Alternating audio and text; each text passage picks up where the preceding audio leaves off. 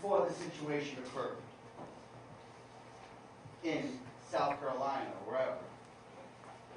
And you go to drink out of you see two water fountains there.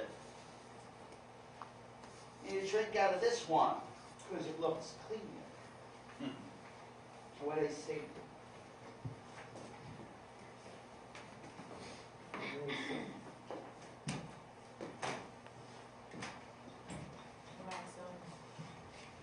And then you get on the bus, and what does that bus driver, what does that person say to you?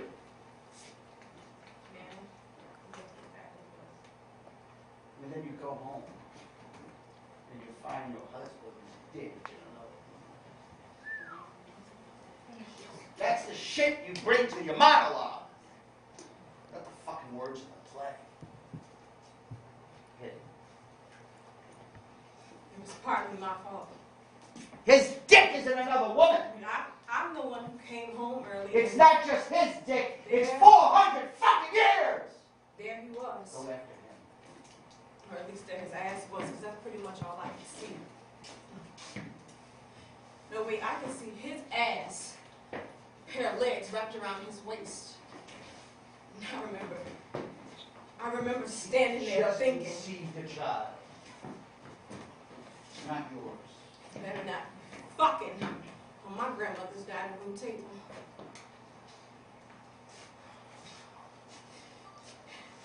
And then she saw me.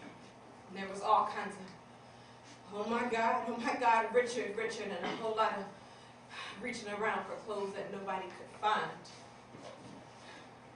And at first, he tried to apologize. And then he tried to blame me. It's gonna hurt like a motherfucker to make it real. You know what? You've been loving this man for the rest of your first love ever. This is the shit you bring to the table. Make it real shit. He tried to blame me. And I just stood there in the silence. And do you know what the definition of a soulmate is? Two souls dwelling in one soul dwelling in two bodies. And then it's just ripped.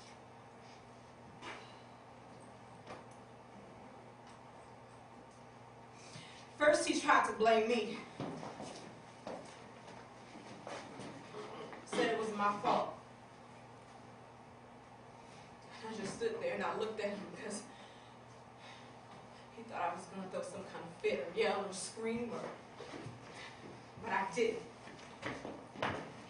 I stood there and I looked at him dead in his eyes. And then I went in the kitchen and I grabbed a bottle of furniture polish and I Because took it it's to not him. the house and the car and everything. You know what? You're living in a room for the fucking next couple of years. And I said, you better shine this goddamn table until I can see my fucking face in it. And he did, and I stood there and I watched him. I watched him to the table.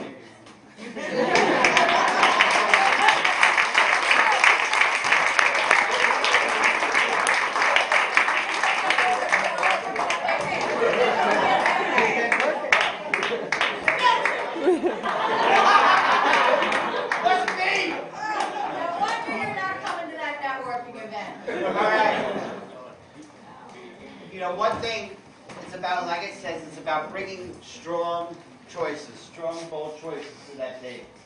I mean, don't go in there like, all hell breaking loose. But they don't want to see you already in that craziness. But you know what? You can go there. Tonight we exercised some muscles that, actors didn't have yesterday. So anyway.